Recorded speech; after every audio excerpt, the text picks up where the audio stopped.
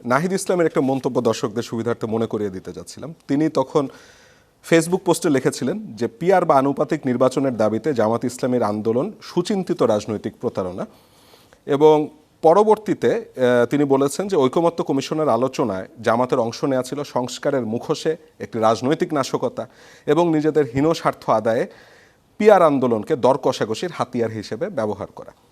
এরপর দেখলাম কোয়ালিশন হলো, সেইখানে এনসিপির শীর্ষস্থানীয় অনেক নেতা পদত্যাগ করলেন।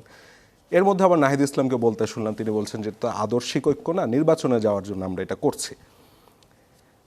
তো একটা তো অনেক আগের থেকে মানুষজন বলতো যে জামাত ইসলামের বি টিম বা সি টিম হচ্ছে এই নাহিদ ইসলামের দল এনসিপি কিংবা এবি পার্টি। এখন সেই বিষয়টা কি সত্যি হয়ে গেল নাকি, মানে এই কোয়ালিশনটাকেই আপনি কিভাবে দেখেন? একটা স্বাধীনতা বিরোধী শক্তির সাথে অভ্যুত্থানের গর্ভর থেকে জন্ম নেওয়া একটা দল কিভাবে কোয়ালিশন করলো? না, এখানে আমি আবার একটু রেসপেক্টফুলি আপনার সাথে ডিসএগ্রি করি যে জামাত স্বাধীনতা বিরোধী দল অবশ্যই, এটা ঐতিহাসিক। বাট জামাতের যে নিউ জেনারেশন তারা কিন্তু অভ্যুত্থানে অংশ নিয়েছে, এটা কিন্তু আমাদের গবেষণায় আমরা পেয়েছি। নিয়েছে না, মানে তারা তো তখন জন্মও নেয় নাই। সো এটাকে সিম্পলিস্টিক্যালি মানে দেখার উপায় নাই। মানে এই অভ্যুত্থানে তাদের সামান্য হলেও অংশ আছে, এটা সত্যি কথা।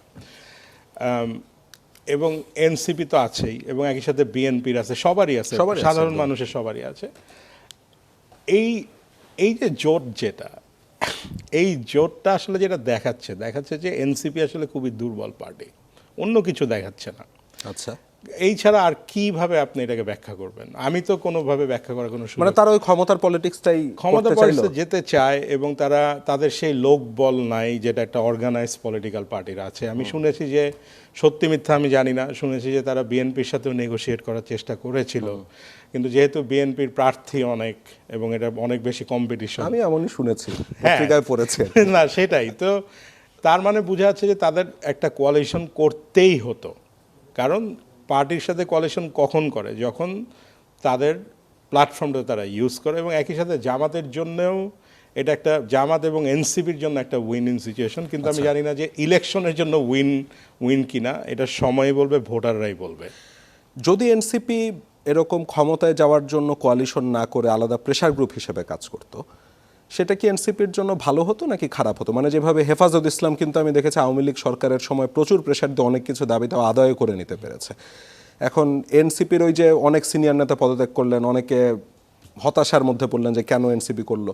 মানে প্রেশার গ্রুপ হিসেবে থাকলে হয়তো ভোট কম পেত, কিন্তু এটা তাদের জন্য ইন ফিউচার কি লাভ হতো কি? আমার মনে হয় আপনার কথা ঠিক, এটা লাভ হতে পারতো।